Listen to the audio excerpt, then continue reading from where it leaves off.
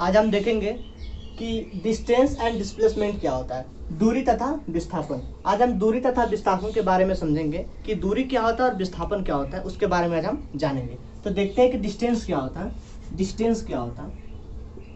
Distance दूरी क्या होता है? दूरी क्या होता है? तो दूरी होता है किसी गतिमान वस्तु द्वारा एक विशिष्ट समय अंतराल में तय की गई संपूर्ण लंबाई को हम दूरी कहते हैं। तय की गई संपूर्ण लंबाई को दूरी कहते हैं। किसी गतिमान वस्तु द्वारा एक विशिष्ट समय अंतराल में जितनी लंबाई तय की जाती है उसको हम दूरी कहते हैं। उसको हम दूरी कहते हैं। देखते हैं, किसी गतिमान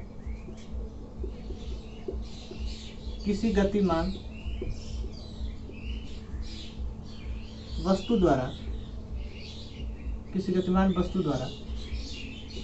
एक विशिष्ट समय अंतराल में तय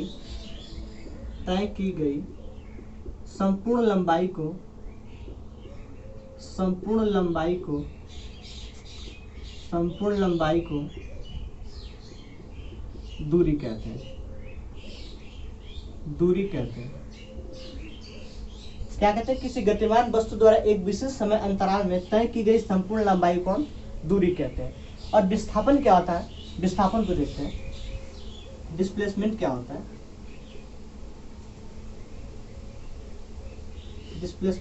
है? विस्थापन कि किसी गतिमान वस्तु के प्रारंभिक तथा अंतिम बिंदु के न्यूनतम दूरी को हम विस्थापन कहते हैं। क्या कहते हैं? किसी गतिमान वस्तु के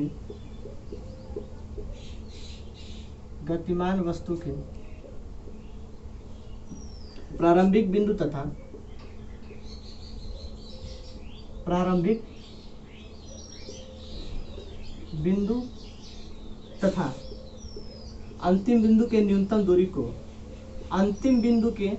बिंदु के न्यूनतम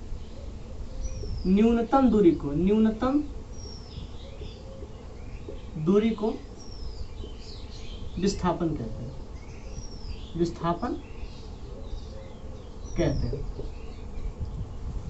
गतिमान वस्तु के प्रारंभिक बिंदु तथा अंतिम बिंदु की जो न्यूनतम दूरी होती है उसे हम विस्थापन कहते हैं। इसको हम एग्जाम्पल से समझते हैं। जैसे एग्जाम्पल से, उदाहरण से देखते हैं कि यदि हम कोई बिंदु ए पॉइंट से चलना प्रारंभ किए, बी पॉइंट तक है, मैंने यहाँ से 4 मीटर की दूरी तय किया, फिर बी से सी पॉइंट तक मैंने 2 मीटर की दूरी तय की, फिर सी से डी पॉइंट तक 1 मीटर की दूरी हमने तय किया, फिर डी से ई पॉइंट तक 1 मीटर की दूरी फिर मैंने तय किया, और फिर यहाँ से फिर मैंने 1 मीटर की दूरी एफ पॉइंट तक तय किया। तो यहाँ से ए पॉइंट से चलकर जब हम एफ पॉइंट तक पहुँचे, इसकी जो संपूर्ण लंबाई होगी इसी को हम दूरी कहेंगे। संपूर्ण लंबाई क्या हम देखते हैं? संपूर्ण लंबाई से 4 metre A plus 2 metre O plus 1 metre A plus 1 metre यहाँ डी से ई प्लस 1 मीटर ई से जब तक कि जो टोटल योग होगा ये हमारी संपूर्ण लंबाई होगी, इसी को हम दूरी कहेंगे। टोटल क्या है? 4 2 6 7 8 1 9 मीटर की दूरी हमने तय किया। तो यहाँ से लेके यहाँ तक जो संपूर्ण लंबाई है उसी को हम दूरी कहेंगे। और विस्थापन क्या होगा? विस्थापन कह रहा है कि गतिमान वस्तु के प्रारंभिक बिंदु तथा अंतिम बिंदु के बीच की दूरी को हम विस्थापन कहते हैं। प्रारंभिक बिंदु तथा अंतिम बिंदु के बीच की जो दूरी होगी, न्यूनतम दूरी होगी, उसी को हम विस्थापन कहते हैं। तो यहाँ देखते हैं कि हमारा प्रारंभिक पॉइंट ए था और अंतिम बिंदु एफ है। प्रारंभिक पॉइंट ए तथा अंतिम बिंदु एफ है, तो इसके बीच की जो न्यूनतम दूरी होगी उसको हम विस्थापन कहेंगे। न्यूनतम दूरी जो होगी उसको हम विस्थापन कहेंगे। तो ए से एफ तक के बीच की जो न्यूनतम दूरी है उसको हम विस्थापन कहेंगे। इसको भी हम 2 मीटर मान लेते हैं, तो इसको हम कहेंगे विस्थापन।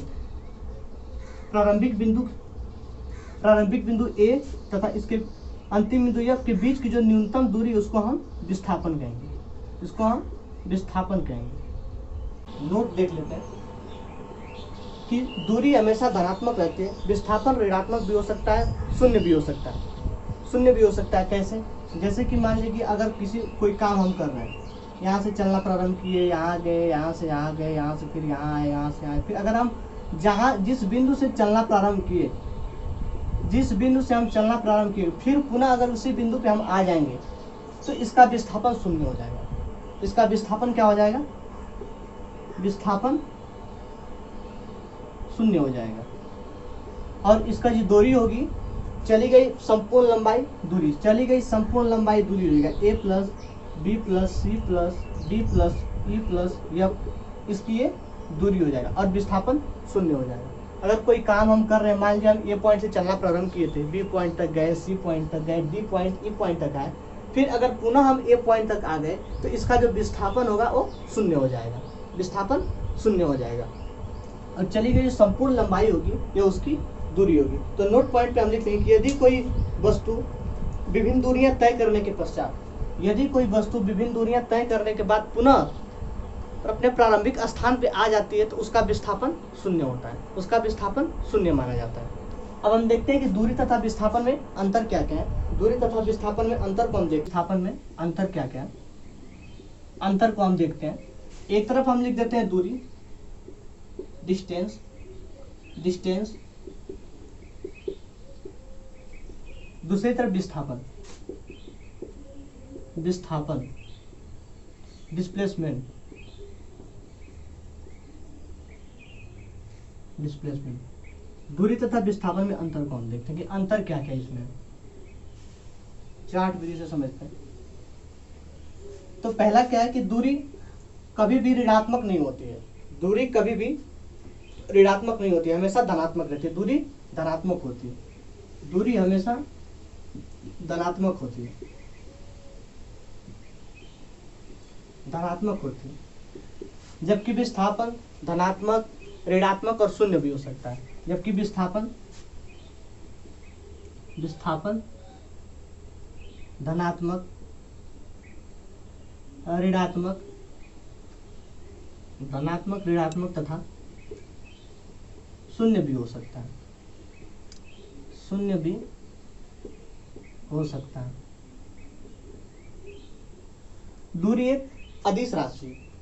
दूसरा क्या है कि दूरी एक अदिश राशि है, अदिश राशि है। दूरी एक अदिश राशि है, दूरी एक अदिश राशि है। जबकि विस्थापन एक सदिश राशि है, विस्थापन एक सदिश राशि है, विस्थापन एक सदिश राशि है, विस्थापन एक सदिश राशि है। दूरी अदिश राशि है, विस्थापन सदिश राशि है। दूरी में केवल परिमाण होता है, दूरी में केवल परिमाण होता है, दूरी में केवल परिणाम होता है, परिमाण होता है, परिमाण होता है। दूरी में केवल परिमाण होता है, जबकि विस्थापन में दिशा और परिणाम दोनों होता है। इसमें दिशा और परिमाण दोनों होता है, दिशा और परिमाण दोनों होता है, दिशा और परिमाण दोनों होता है। और चौथा क्या है, दिशा और परिमाण दोनों होता है। चौथा क्या है कि इसका मान कभी शून्य नहीं हो सकता, दूरी का मान कभी शून्य नहीं हो सकता, दूरी का मान कभी शून्य नहीं हो सकता, शून्य नहीं होता है। और विस्थापन शून्य हो सकता है। चौथा क्या, विस्थापन